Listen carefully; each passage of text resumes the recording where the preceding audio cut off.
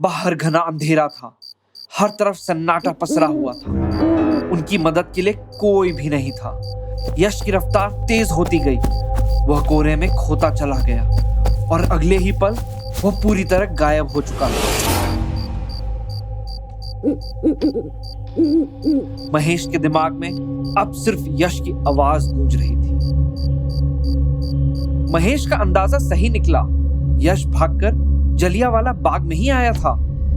महेश और पूनम हड़बड़ाते हुए बगीचे के प्रवेश द्वार पर पहुंचे। वहां तैनात चौकीदार से पूछने पर उसने बताया, हो जी, जब मैं दूसरी तरफ था, हो सकता है तब भागकर अंदर चला गया हो। वैसे बात क्या है जी? चौकीदार ने ध्यान से सुना, फिर दरवाजा खोलते खोलते बोला, ओ जी, आप ना अपने बेटे को ढूंढो, तब तक मैं गुरुजी की मदद ले आता हूं जी।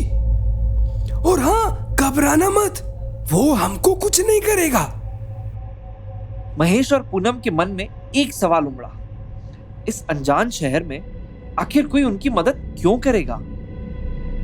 लेकिन सोचने का वक्त नहीं था। महेश दाएं और पूनम बाएं तरफ यश को ढूंढने निकल पड़े।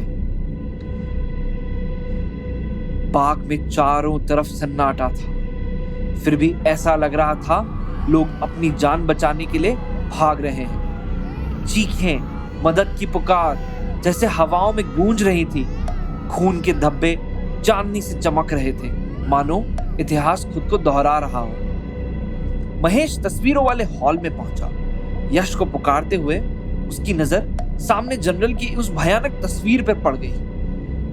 तस्वीर की आंखें जैसे सीधे महेश को घूर रही थी। अचानक महेश को पीछे से एक डरी हुई आवाज सुनाई देती है, बचाओ!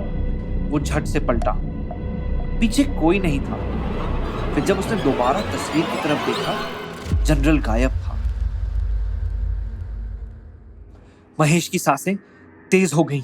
वो हड़बड़ाकर बाहर भागा और जो उसने देखा उससे उसकी रूह कांप गई। यश कुएं के किनारे में खड़ा था। हवा तेज चल रही थी। पूनम भी दूसरी तरफ से यश को देख रही थी।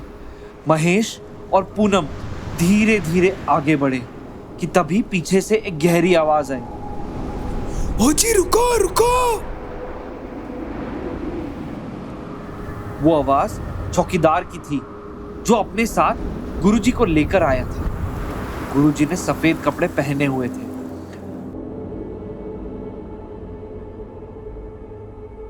उन्होंने धीरे धीरे यश के पास जाकर अपना रेशमी चंवर उसके माथे पर रखा। अगले ही पल यश का शरीर शांत पड़ने लगा, मानो तपती जमीन पर पहली बारिश गिरी हो। पूरे बाग में एक रहस्यमयी शांति छा गई।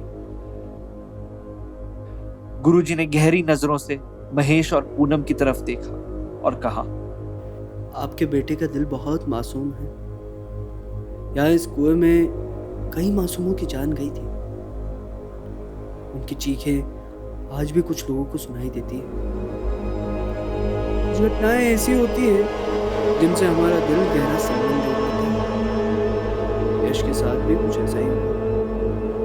घबराइए मत, वो ठीक हो जाएगा। यश धीरे धीरे गहरी नींद में सो गया और जब वो सुबह उठा, पूरा आसमान रंग बिरंगी पतंगों से भरा हुआ था। पूरा देश आजादी का जश्न मना रहा था। यश, महेश, पूनम और सोनम, उन चारों ने अमृतसर में ही रुककर झंडा वंदन किया और इस ऐतिहासिक धरती की कहानियों को समझा। उस दर्द को महसूस किया जो एक पूरी पीढ़ी ने झेला था। आज जलियांवाला बाग कांड को 106 साल पूरे हो गए हैं, लेकिन आज भी अंग्रेजों की इस खौफनाक हरकत को याद कर रूह कांप उठती है। हत्याकांड में सैकड़ों लोगों की जान गई थी, लेकिन इसका असली आंकड़ा आज तक पता नहीं लग सका है। नरसंहार को आज 106 साल हो गए हैं। ब्रिटिश सरकार के इस भयानक कारनामे के जख्म आज भी वहीं दीवारों पर मौजूद है। ब्रिटिश सैनिकों द्वारा जब गोलाबारी की गई थी, तब कई सारी गोलियां दीवारों में जा घुसी थी। इन गोलियों के निशान आज भी संरक्षित किए हुए हैं। वहां बने स्मारक में शहीदों को समर्पित 3 गैलरियां भी बनाई गई हैं, जिसमें उनकी प्रतिमाएं लगाई हैं। और कुछ सालों बाद भारतीय क्रांतिकारी उधम सिंह ने 13 मार्च 1940 को ब्रिटिश भारत में पंजाब के पूर्व lieutenant governor Michael O'Dwyer को मारकर उसे उस गलती की सजा दी। आज उधम सिंह को भारतीय स्वतंत्रता संग्राम के सबसे महत्वपूर्ण क्रांतिकारियों में से एक के रूप में याद किया जाता है। वो एक ऐसे देशभक्त थे जिनके बारे में सभी को जानकारी होनी चाहिए और हमें इस आजादी का सम्मान करना चाहिए। मेरे प्यारे देशवासियों, देश के इस 78वें स्वतंत्रता दिवस पर आप सभी को मेरी हार्दिक बधाई।